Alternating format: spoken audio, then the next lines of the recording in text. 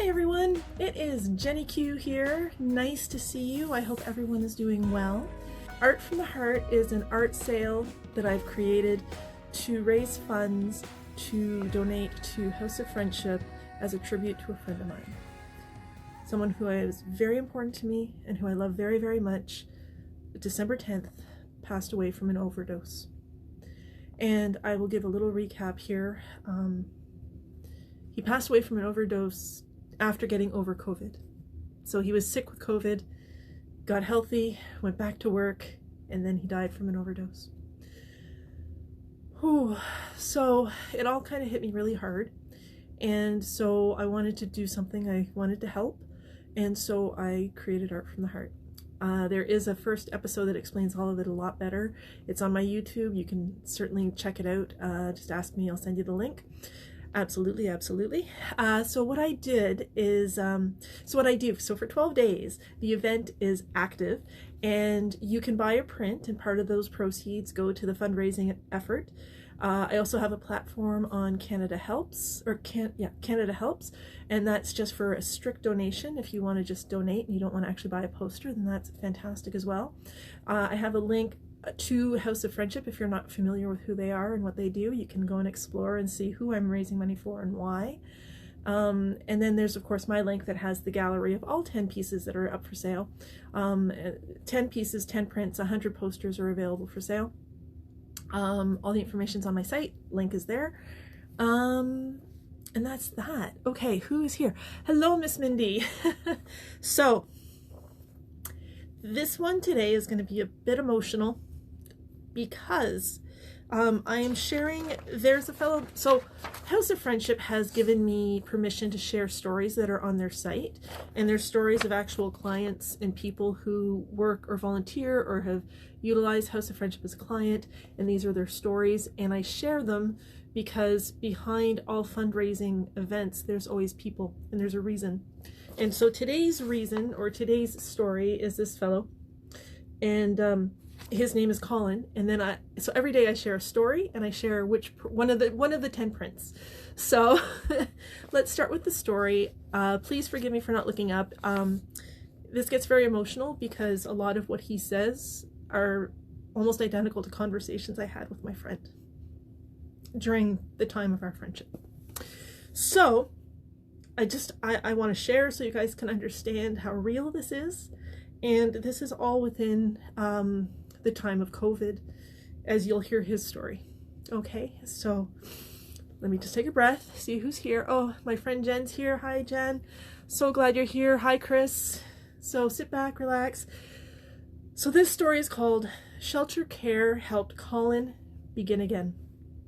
And if you don't know Friendship House, check out the link. They're fantastic. Okay, so here's his story. Collin has struggled with alcohol his entire adult life. Growing up in an abusive home, Collin always turned to alcohol to ease his fear and anxiety. He would drink every day, as many as 12 drinks in one night. It all caught up with him when he ended up going to jail for impaired driving, and when Collin was released, he had nowhere to stay. When Collin was first released, he stayed on the streets. This was also the start of the COVID-19 pandemic. Taking shelter at the old bus terminal in downtown Kitchener or couch surfing with friends, it meant getting little rest and often being put in situations where it was really hard to stay sober. I ended up at a drug dealer's house for a few nights, said Collin. It wasn't good. Collin went to the region's temporary overflow shelter where he could get some sleep and food. And when he started to experience COVID-like symptoms, including fever and muscle aches, Collin was transferred to House of Friendship's emergency shelter program at a local hotel where an isolation floor had been set up. And it was there that things changed for Collin. That's because the shelter program offered more than shelter. It offered shelter care. I'm going to interrupt there for a sec. So Shelter Care is the program. There's a link that I have. There's a less than 2-minute video. Please watch it, guys. Please watch it and share it. And share, even if you just do that, even if you don't share my event, please. So very important. Okay, so anyway, it offered shelter care with health care and other supports in one location. I've literally used every service and it's been really positive, said Collin. While there, Collin reduced his alcohol consumption, connected with the health team on site to renew prescriptions, sought out counseling to improve his mental health, and received support to apply for housing and residential addiction treatment program. I wouldn't be where I am without this help, said Collin. I feel so much better.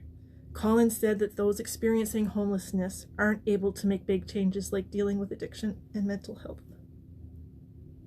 while on the streets. When you have no shelter, your immediate concern is survival. It's not rehabilitation or getting better or getting back into society. Where's my next meal coming from? And where am I sleeping tonight? These are conversations I had with my friend often. There's no opportunity whatsoever for growth or change. Collin said that while COVID has been such a tragic thing for the world to endure, it also was what provided him with the opportunity to change. And it's so true. Things in the darkest hours often bring the brightest lights too, right? So, thank you. Collin said, I read that already. Before COVID, the old shelter model provided a bed for the night and some food, but few additional services. It also had the expectation that participants would leave for the day, regardless of whether or how they were feeling. And without the extra support of shelter care, Collin said he probably wouldn't have been able to stop drinking, which he did do earlier this year. Congratulations, Collin, and that is so amazing. So let's pretend there was no COVID, said Collin. It would have been impossible for me to access all of the resources I did. It would have been impossible. Having them all in one place has helped me tremendously. I can't even fathom a future not having had this. I would still be using, and there's a good chance I would be dead without this help. Collin is particularly grateful for the support from the medical team in filling out the many applications that were needed to get access to addiction treatment. Homeless people don't have access to health care, and they don't have their records or information. So to have all these medical forms to fill out was just overwhelming. If I didn't have the medical center here, I wouldn't have finished these forms. Collin has now entered treatment and is looking forward to a future where he can make new beginnings. It's sad it took a pandemic for shelter care to happen. This should be the model. I couldn't envision a facility that is not like this. If it hadn't existed, I wouldn't be where I am today. So that's Collin's story. And his story parallels so many experiences that my friend told me about and we had conversations about, and he just geographically wasn't close to me, so I couldn't go to him. But I would sit with him on the phone, and I never, until I read Collin's story, realized how much of a difference it made that I helped him write a resume, and that he knew he could reach out to me and get a copy of that resume anytime. The fact that I sat with him to make the resume and all that kind of thing. So don't ever doubt what you do doesn't matter. It matters to someone. And you may think it's this big, but to someone who's overwhelmed, it could be this big. Oh, sorry, it could be this big. And so, again, this is why I'm doing all of this. I want to help someone who potentially could be in a similar situation as what my friend was. And so that's why I'm doing the fundraiser. Now, so every day I share a story in a poster. So there's the story for today. And the poster, one of 10, that I'm sharing is, this one is called Surprise, Surprise. Okay, so here it is. Here's the poster. Let's see if I can go back a bit. All right. So this one is called D&J UNIVERSE. J stands for Jenny.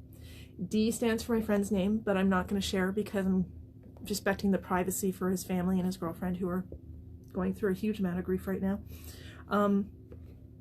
But anyway, so this represents the universe, and what basically happened was the day I found out I couldn't sleep, I woke up I didn't even go to sleep, 1 o'clock, 2 o'clock in the morning. I had to get up, and I went downstairs and I pulled out my inks and my papers and my paints and my glass and my everything is like this expanded studio.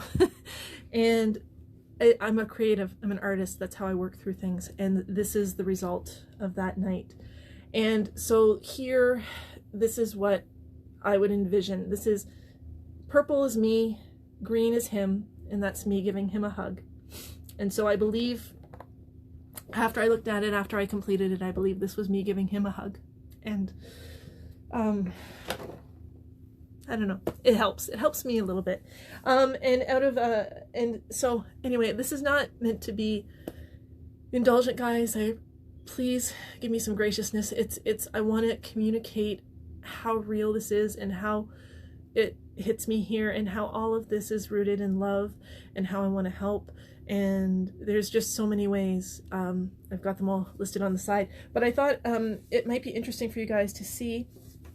Here is the piece, the original piece. So this is on glass. So basically part of my process as an artist is sometimes I'll work on glass. Okay. And then what I did is I took a photograph of this piece and then I worked it, and then I sent it to my printer, and ta-da, we got a poster, D&J Universe. So that is how it goes. And the reason I'm doing this video here in this location is because technology didn't allow me to keep the other video. So so anyway, that's where we are, and I'm probably very long. Let's see how long. Oh, 13 minutes, that's not so bad. So I am going to finish here, and as I always like to finish my videos, whether I'm with me or with Willie or whoever it is, especially during these times that we have to distance, there's always 3 things every single one of us can do that makes the world a better place and will make it shine a little bit better for those you love. Are you ready? Here are the 3 things. Share your smile, share your love, and share your laughter. Those are the 3 things everybody can do, and it just makes the world a better place. Thank you guys for listening. Thank you for sharing. For those of you who have bought posters and made donations already, thank you. Our goal is $2,000 that I can direct to shelter care at House of Friendship and change lives. So thank you, everyone. I adore you. I appreciate you. Thank you for being here. Thank you for watching. And I'm terrible at saying goodbye. If you're friends with me in person, you know how terrible it is. I'll say goodbye for half an hour. I don't know what it is, but I won't make it half an hour here. I promise. All right, guys, I gotta go. You gotta go. Thank you for listening. Hopefully this one worked and it'll be up on YouTube. Okay. Love you all. Mwah! See you tomorrow for day 4. Bye, guys.